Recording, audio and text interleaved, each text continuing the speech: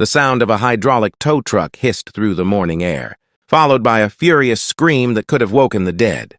"Drop my car now!" Karen Whitmore's voice cut through the calm suburban street like a siren, shrill and desperate.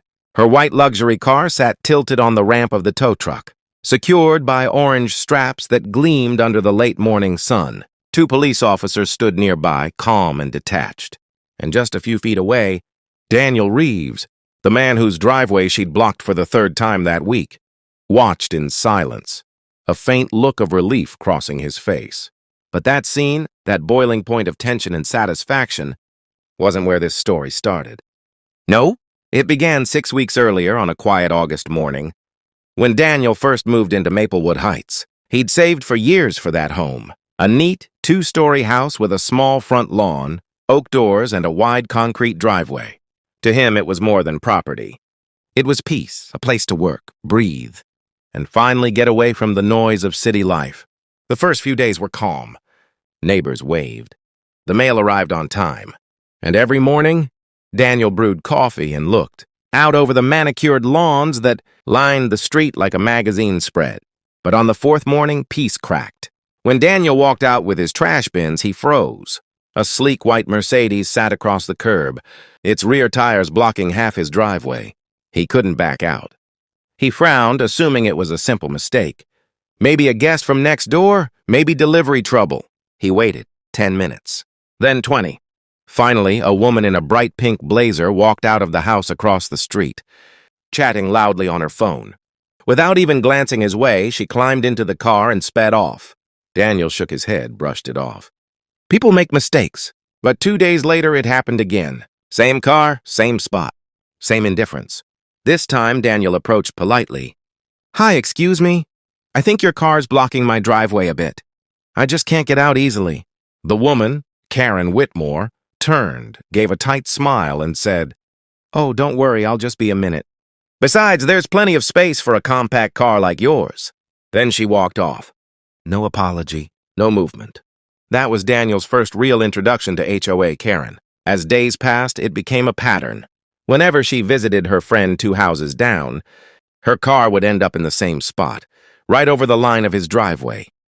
Daniel tried everything polite, sticky notes, a friendly text to her HOA email, even a small cone placed near the curb. Each time she ignored it, or worse, moved the cone aside. One morning, she even laughed from across the street. "Oh, Daniel, don't be so dramatic.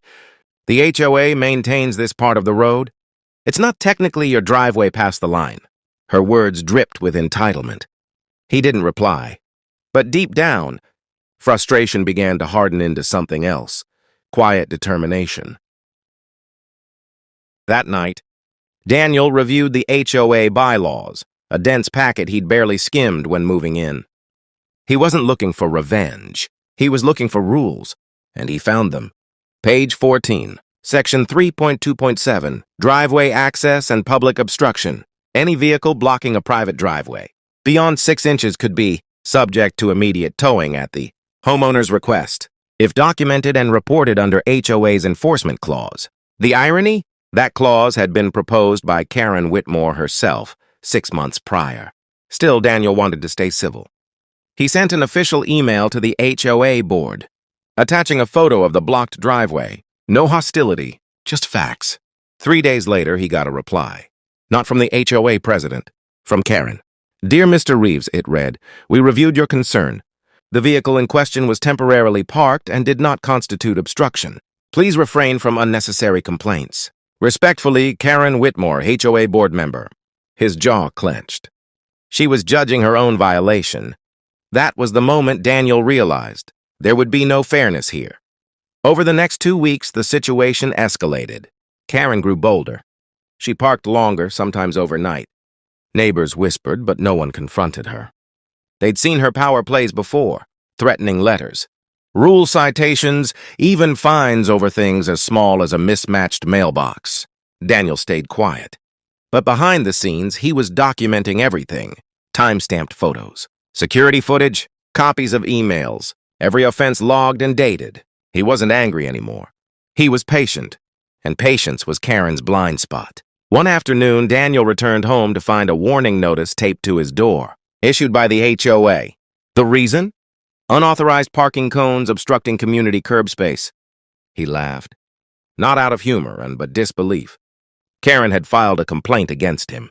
That night, Daniel walked down to his garage, sat at his workbench, and stared at the growing file of evidence. He opened his laptop, searched local ordinances, and found something even better. The City of Maplewood's Clear Access Ordinance, passed earlier that year, gave homeowners the legal right to request towing of any vehicle blocking private driveways, regardless of HOA jurisdiction, if documented properly. And the best part? It listed a new authorized towing contractor, the very one Karen's own husband had voted to approve as part of a neighborhood safety initiative. The pieces were aligning perfectly. Daniel didn't rush. He waited. Days passed. He watched, observed, recorded. Then one Saturday morning, Karen did it again. She parked diagonally across the curb, blocking both lanes of his driveway as she walked off toward her friend's garden. The timing was perfect.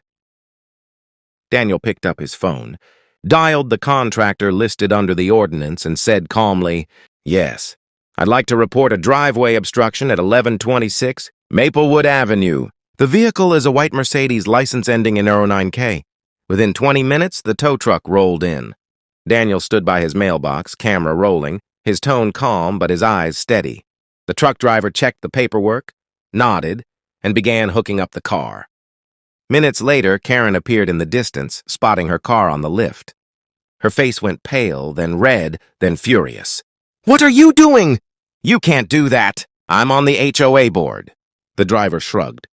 "Authorized by city ordinance, ma'am. Paperwork's clean." Daniel said nothing. He didn't have to. Her words turned to shouting, threats, insults. But the sound of the hydraulic ramp drowned her out. For once, Karen Whitmore wasn't in control. As the truck pulled away, her shouts echoed down the street. Neighbors peeked through curtains. Phones recorded. And Daniel, for the first time in weeks, smiled. Because this wasn't revenge. It was resolution. But it wasn't over. Karen wasn't the type to admit defeat, not publicly. And when people like her lose control, they get desperate. As she turned toward him, pointing furiously, her voice broke through the chaos. "You'll regret this, Daniel. You think you're smart? I'll have the HOA on you so fast." He simply nodded. "Maybe," he said softly, "but next time, park legally." That's where part one ends, the moment before the storm that's about to hit him. Because what Daniel didn't know yet was that Karen wasn't done fighting. Not even close. The tow truck disappeared down the street, her car glinting under the sun, and silence settled over Maplewood Heights. But revenge, even the quiet kind, always comes with consequences. The next morning, Maplewood Heights was unusually quiet.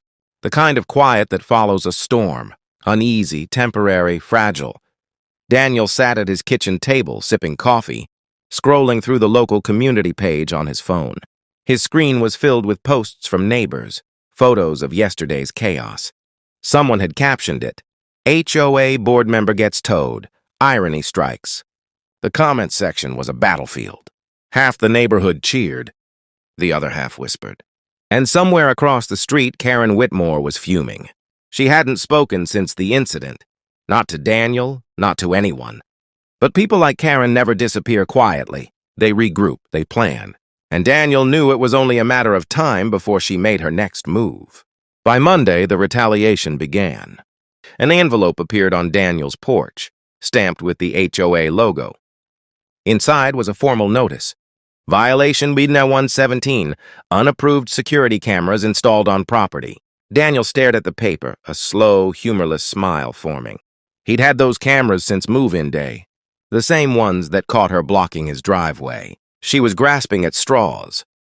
He filed it neatly in his growing binder labeled HOA versus reality. Then he waited. That evening, while watering his front plants, he saw Karen walking her dog, or more accurately, stomping her dog. She avoided eye contact, but her husband, Mark, gave a subtle nod, almost apologetic. Daniel returned the gesture silently. He wasn't angry anymore. He just wanted peace. But peace wasn't what Karen wanted. She wanted control. The next few days brought more letters. grass height complaint, noise violation, excessive trash bin visibility. All absurd, all signed by the same person, Karen Whitmore, HOA board member. Daniel didn't respond. He didn't argue.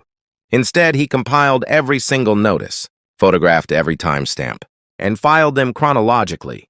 He knew how to fight, quietly, legally, and completely within the lines. By the end of the week, he'd gathered enough to build a case not just against Karen's behavior, but her abuse of authority. And it wasn't just him. Neighbors began to talk. One had been fined for a bird feeder, another for using the wrong shade of blue on their shutters. Everyone had a story, and one name kept coming up: Karen. Friday evening, the HOA held its monthly board meeting at the community hall. Daniel decided to attend. It was the first time most of the neighborhood had seen him speak publicly. The room was filled with folding chairs, murmurs, and the faint buzz of tension. Karen sat near the front, papers in hand, expression fixed in a mask of false professionalism. When Daniel's name was called to address his ongoing violations, he stood, walked to the front, and calmly placed a thick folder on the table. "I'd like these added to the record," he said. Karen frowned. "What's this?" "Documentation," Daniel replied. 32 photos of your car blocking my driveway. 16 emails ignored. 3 HOA letters I received after the towing incident. And," he paused, "copies of your signatures approving all of them." The room went silent. Even the HOA president shifted uncomfortably. Karen's eyes darted to the crowd, looking for backup. There was none. Daniel continued, voice steady but firm. "I'm not here to argue. I'm here to remind this board that HOA authority ends where the law begins. And according to Maplewood City Ordinance 342, no resident, board member or not, can obstruct a private driveway. I followed the law." She didn't. He turned slightly toward the audience. "I also have video evidence, time-stamped, and copies submitted to the city. So before any more violation letters show up on my door, maybe the board should review who's actually violating the rules."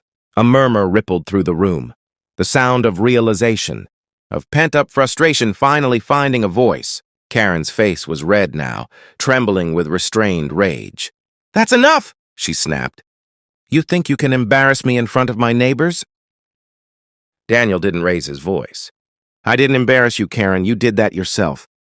Then he sat down. The HOA president cleared his throat, muttered something about reviewing procedures, and awkwardly moved to the next topic. But the damage was done. By the next day, word had spread. For the first time, people started questioning Karen's authority. Her complaints stopped holding weight. Her influence began to crumble. But Karen didn't take humiliation lightly. She tried one final move, desperate, reckless, and ultimately, her undoing. Late one evening, Daniel's phone buzzed with a motion alert from his security camera. He opened the feed and froze. There she was, Karen, standing in his driveway, holding a clipboard and flashlight photographing his house. He stepped outside quietly, his phone recording. "Karen," he called out calmly. She jumped, startled, but recovered quickly. "Oh, Daniel, just conducting an inspection." "Show business. At 10:30 at night?" he asked. She smiled tightly. "If you've got nothing to hide, you won't mind." Daniel took a step closer. "Actually, I do mind. You're trespassing." Before she could reply, headlights rolled up behind them. A police cruiser. Officer Lauren Mills stepped out, hand on her belt, expression composed. "Evening. We got a call about a disturbance." Karen instantly turned defensive. "Yes, officer, I was just doing a routine HOA check." "This resident has been non-compliant." Lauren raised a hand. "Ma'am, you're on private property. That's not an HOA matter. I'll need you to step back." Karen's face fell. "You don't understand. I'm on the board." "And I'm with the city," Lauren interrupted, her tone clipped but polite. She turned to Daniel. "Do you want to press a trespassing warning?" Daniel hesitated, then shook his head. "Not tonight. I think we're done here." Karen stood frozen, humiliated again, this time in front of law enforcement. As she turned to leave, Officer Mills added softly, "Ma'am, if you keep showing up uninvited, the next call won't end with a warning." Karen said nothing. She just walked away, shoulders stiff, disappearing into the dark. The following week, the HOA board held an emergency session. Several members had requested a vote to remove Karen from her position due to conduct unbecoming of an HOA representative. The motion passed, overwhelmingly. She was out. Her car never blocked Daniel's driveway again. In fact, it rarely appeared at all. A for sale sign went up on her lawn a month later. And by the first week of winter, the Whitmores were gone. One quiet morning, Daniel stepped outside, coffee in hand, the air crisp with the promise of peace. His driveway was empty, clean, unblocked. He smiled faintly. It wasn't victory he felt. It was relief. Because sometimes justice doesn't roar. Sometimes it whispers through the sound of a tow truck leaving, or a neighbor finally learning the hard way that entitlement has limits. He looked down the street, calm, still, perfectly ordinary again, and said under his breath, "Respect isn't demanded. It's earned." The camera would fade out there. Birds chirping, the hum of a distant lawnmower, the slow return of normal life, a final voiceover closing the story. People like Karen think power gives them permission. But in truth, power only reveals who you really are. In neighborhoods, in HOAs, in life, rules exist for everyone. And the moment you believe they don't apply to you, they catch up one tow truck at a time.